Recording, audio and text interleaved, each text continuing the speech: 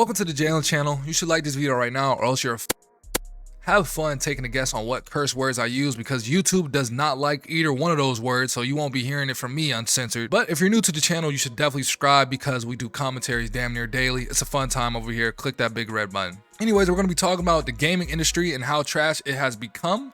Well, not become, but how worse it's getting because next-gen consoles have finally dropped. So I'm finally able to make the next-gen version of this video. I made this video a while back when it was only the PS4 and the Xbox out and all of that. And I wanted to wait patiently. And in the video, I even said stuff like, I hope next-gen gaming will change my mind and change my opinion on a lot of the things I said. And so far, I can say that next-gen gaming has just reinforced my opinions and kind of made me a little sad about the direction that game is going into. We'll start off with number one on my list, which is bugs and server issues and technical issues. A great example of this, we'll really just talk about two games for this, which will be Cyberpunk and Outriders. These are two great examples of just buggy trash experiences and just technical messes that should not have dropped in the state that they dropped. Outriders, more recent, has dropped and people can't log in. People get one hit by enemies they're not supposed to get one hit by. Their fan base has basically disappeared because of how many technical issues that the game has, and it just had no business dropping in this way. And you start to think, what is the problem now? We now have next-gen consoles that can run a little bit. Next-gen consoles are basically the equivalent to mid-tier to low-tier PCs. They're not weak anymore. They're not these weak little boxes anymore, where there should be no reason why these consoles can't run what you want the game to do. So we know it's not the consoles. We know it's not like the games are just so big and special and extravagant that the console just can't understand its magnitude and power. We know for a fact this game's getting rushed because with Cyberpunk, we literally saw these suits hop on TVs and hop on cameras and go, "We're sorry we released a bad game. We just rushed our developers and this is the best they could do." So we know what's the problem with majority of these games now. We have an insider leak and an insider journal coming out on all of these companies damn near every time they release games. We know for a fact it's not devs anymore. We know it's management, and management is the reason why a lot of these games come out and they end up technical messes, because some nigga with a suit gonna know how to make a game way better than the dude that went to college for 4 years, because that's just the world of gaming. So at this point with next-gen gaming, because there's more than, of course, Outriders and Cyberpunk that's just riddled with bugs and technical issues and server issues and stuff like that, but these were really two big eyes-on releases, and Outriders was the eyes-on release because it was the next live service game, which is going to be my next point. Live service games are absolutely atrocious. You guys remember loot boxes, and you remember the outrage that it got, even though they're still in sports games somehow. But if you remember loot boxes, the Star Wars Battlefront 2 nonsense and all that, you definitely know that game companies stopped and slowed down on that just simply because of how much backlash it got. So game companies had to find a new way to make money, and Destiny 2 dropped and people were like, we could probably do that. So we had stuff like Marvel's Avengers, whatever that trash ass game that only 2 people play now. We had games like that drop. And let me just say, games like that Avengers game and games like Outriders,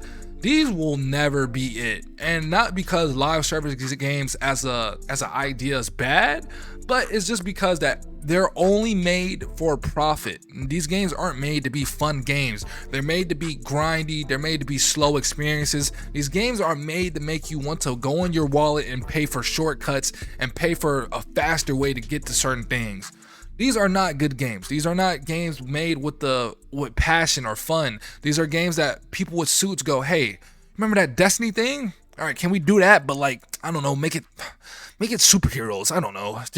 Make them superheroes. Make it so that you have to play so long and you have to grind for so long just to make the game fun. Because a lot of these live service games, they hide a lot of the fun stuff behind either XP or currency.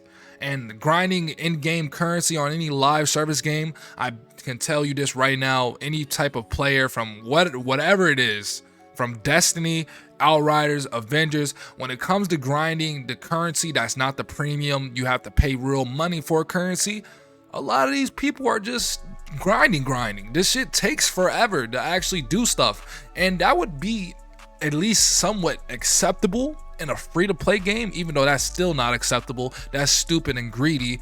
But these are $60 games. Like, these are not free games. These are not $30 games. These are $60 games out here with the same monetization model as mobile games. And that is trash. But while we're on the topic of monetization, we can just go ahead and go on to sports games, because that's all sports games are at this point. You know, we have your 2K21 next gen and your Madden 21 next gen. Let me just say this right now: if you're a fan of sports and you are praying that somehow, some way, these next gen consoles were gonna make sports games great again, the devs were just gonna get in their bag and all that, we have people from both communities literally saying that the previous gen versions were better and the next gen versions just suck. So that should let you know where EA and Take-Two are, where their heads located when it comes to making quality games. As long as they make their bucks, it really doesn't matter. And a very sad thing, something sad to my heart as a competitive person. I like competitive multiplayer games. Always has been my thing. We've had a few games drop that have tried to grab spotlight and try to claw their way to the top and get to the top of these Twitch charts, top of these YouTube streaming charts, you know, get on the top. And instead of getting on the top, they get 2 weeks of people talking about it and about 2 days of people playing it. We've seen probably the same rotation of games for the past, I say, 3 years. I probably say 3 years. Valorant was probably the last thing that's going to drop and stick. Not going to lie to you, it's looking very grim for multiplayer gaming. The bar for multiplayer gaming is so low to the point that people went back to playing Fortnite. That is insane. The bar for multiplayer gaming is like in the depths of hell, and I don't think anyone can bring it back right now. It doesn't seem like any of these multiplayer games are dropping with any type of like competitive integrity or anything like that. And I say that because damn near all of these multiplayer games got pay to win elements in them now. You know, if you play Warzone or any game actually that's a shooter, there's always some type of cosmetic skin that helps you blend in with a certain map. So these games are losing not only their competitive integrity by adding free to play elements, the games are starting to lose its fun and the competitiveness, because instead of these games being balanced as in fair, the games are balanced as in we're catering to the people that can't move their controller or can't move their mouse. So we're gonna make everything suck that good players are good with, and the things that people, you know, the easier shit, we'll make that dope. We'll make that simple. Rainbow Six Siege is a pretty good example of this. If there's anybody using a character and they're like a gunner, they're just handing out death with this character, and the stats somewhat show it, they're gonna get scared and nerf that character, because there's a group of people in this world that are like, I'm getting killed by this person. It's definitely the character. And sometimes it is the character. But for the most part, the character is just help. A character with a good gun is always going to get kills. That's just how the world works. A lot of you people suck at games, and a lot of these devs make money off of you people that suck off games. So they have to make these games easier, or they have to make the elements that you're getting clipped by, they have to make those elements weaker. So multiplayer games, I hate to break it to you, the bar is looking low, the integrity is going down. It's like damn near all of these things are just getting made for monetization at this point. But last but not least, the fact that we are way more excited about things like Mass Effect Legendary Edition, which somehow even that has bugs in it, and we're excited for all these remaster and remakes and sequels. The fact that that's the thing that we're excited for as gamers should show you that, bro, we ain't got shit coming, bro. It's gonna be a very, very, very boring summer.